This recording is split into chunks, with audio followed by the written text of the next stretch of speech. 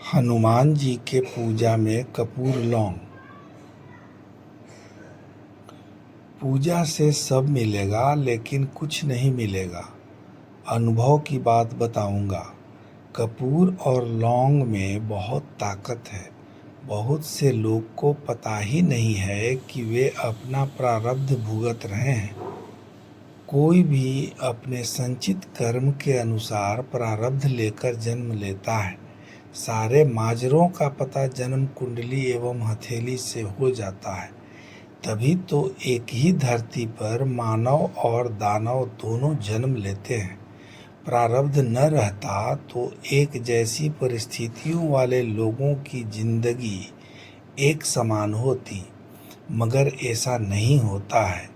यदि आपको मेरी बात थोड़ी भी पसंद आए तो वीडियो को लाइक करके कमेंट में जय श्री राम जरूर लिख दीजिएगा। पूजा पाठ तो एक बहाना है। असल बात है कि प्राप्त प्रारब्ध को वर्तमान के कर्मों से बढ़ाया घटाया जा सकता है। हनुमान जी के कृपा से सब कुछ होता है। साइंटिफिक टेम्परामेंट वाले लोग भी establish fact and thumb rule को मानते हैं। जैसे सुबह सवेरे उठकर नित्य कर्म से निवृत्त होकर साफ वस्त्र धारण करके दिनचर्या को व्यवस्थित रूप से सजाकर दिन भर की योजनाओं को क्रियान्वित करना। इसके विपरीत रहकर कोई खुश नहीं रह सकता है। समस्या गंभीर हो, जिसको कंट्रोल करना मुश्किल हो, तभी बजरंग बाण और यह सब उपाय काम करेगा। हनुमान जी की पूजा कैसे करना है, सही सही तरीका क्या है, यह आपको आगे बता दूंगा। फालतू में टेस्ट करने के लिए मत कीजिएगा, नहीं तो आप खुद ही चक्कर में पड़ जाएंगे। बहुत से लोग प्रमाण खोजते हैं। सूक्ष्म जगत के वास्तविक व्यवहार का पता वैज्ञानिक को भी नहीं है। आम आदमी को कैसे पता चलेगा? सारा खेल आत्मविश्वास बढ़ाने का है। भारत में 50 से 60% समस्याग्रस्त लोगों को spiritual healing and strong motivational help की जरूरत होती है। इनमें सभी लोग अनपढ़ नहीं होते हैं और ना ही अंधविश्वासी होते हैं। अधिकांश लोग अपनी समस्याओं को अनबुझ पहेली समझते हुए अंतिम सहारा के लिए कर्मकांडी एवं धार्मिक गुरुओं बाबाओं के पास जाते हैं। यह बात अलग है कि अधिकांश मामलों में ठगी और धोखा मिलता है। इसरो के वैज्ञानिक का प्रक्षेपण के पूर्व पूजा आराधना करना या फिर डॉक्टर द्वारा सर्जरी के पूर्व ईश्वरीय सत्ता को याद करना क्या इंगित करता है? यह सब मस्तिष्क का खेल है।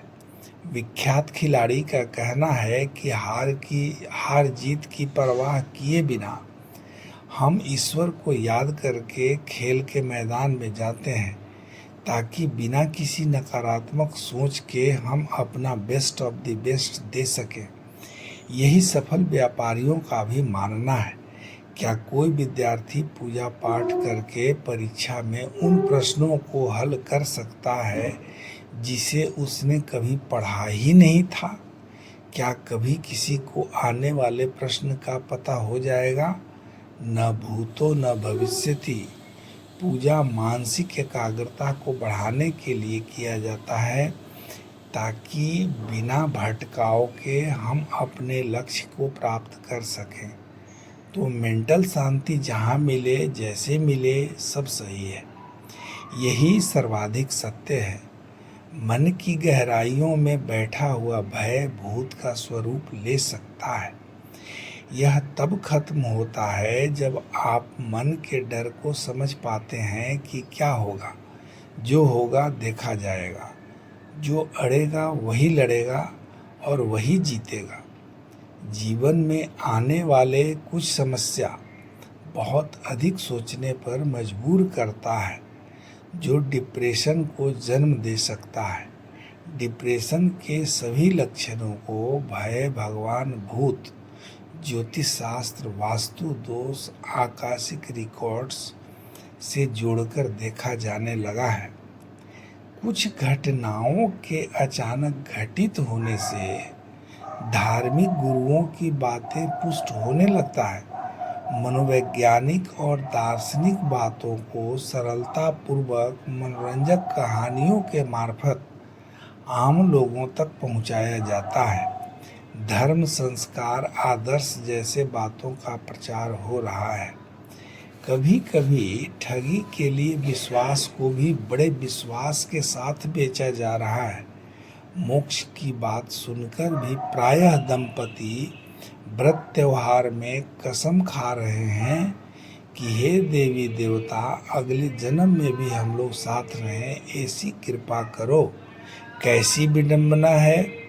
पूजा कर रहे हैं परंतु मन्नत पूरा न होने का अंतर्द्वंद भी चल रहा है। पूजा का फल क्या खाक भी लेगा। यदि आपने यहाँ तक वीडियो देख लिया है तो आप निश्चित रूप से एक बहुत ही अच्छे इंसान हैं। हनुमान जी आपकी समस्या जरूर हल करेंगे। शांतचित्त होकर जिसने भी हनुमान जी से जो कुछ भी मांगी है उसे जरूर मिला है। हनुमान जी के पास पूरे विश्व की समस्याएं हैं। कभी आपने अपनी समस्याओं को छोड़कर उनसे बात किया है? तो जरा सोचिए, हम और आप कितने स्वार्थी हैं कि उन्हें केवल समस्या बताने जाते हैं। अपने लोभ लालच में पूजा करने का सही मार्ग यही है कि आप अपनी समस्या को बोलकर उनके ऊपर छोड़ दीजिए। जो करेंगे सही करेंगे। हनुमान जी का कृपा पाने के लिए उनका फोटो इस प्रकार धोए पोछे फर्श पर लाल आसन पर रखें कि उनका मुंह पूर्व दिशा की ओर हो और आप इस प्रकार बैठे हैं कि आपका मुंह उत्तर की ओर हो और आपके बाएं बाजू में उनका फोटो पड़े। सबसे पहले गणेश जी का ध्यान करके मन ही मन बोलिए कि हे गणेश जी, मेरे ऊपर कृपा करके हनुमान जी से आशीर्वाद दिलवाइए। मैं उनका हनुमान चालीसा पढ़ने जा रहा हूँ। फिर हनुमान जी से को बोलिए कि हे हनुमान जी, मैंने सीताराम का नाम ले लिया है, इसलिए मैं तन मन से शुद्ध हूँ। मेरे ऊपर कृपा करके प्रसन्न होइए और आशीर्वाद दीजिए। मैं आपका हनुमान चालीसा पढ़ने जा रहा हूँ। यदि वीडियो थोड़ा सा भी पसंद पड़ा है तो सब्सक्राइब करके लाइक और शेयर जरूर करें। साथ ही जय श्री राम कमेंट में लिखिए। अब 2 लड्डू का भोग लगाकर हनुमान चालीसा और बजरंग बाण पढ़ लीजिए। पढ़ने के बाद अपनी समस्या को हाथ जोड़कर विनती करते हुए बोल दीजिए। ध्यान दीजिए कि यह सब मंगलवार और शनिवार को रात में 8 से 8:30 के बीच करिएगा। आपका काम जरूर सफल होगा। पूजा के अंत में कपूर जलाकर ऊपर से 2 साबुत लौंग डाल दीजिएगा।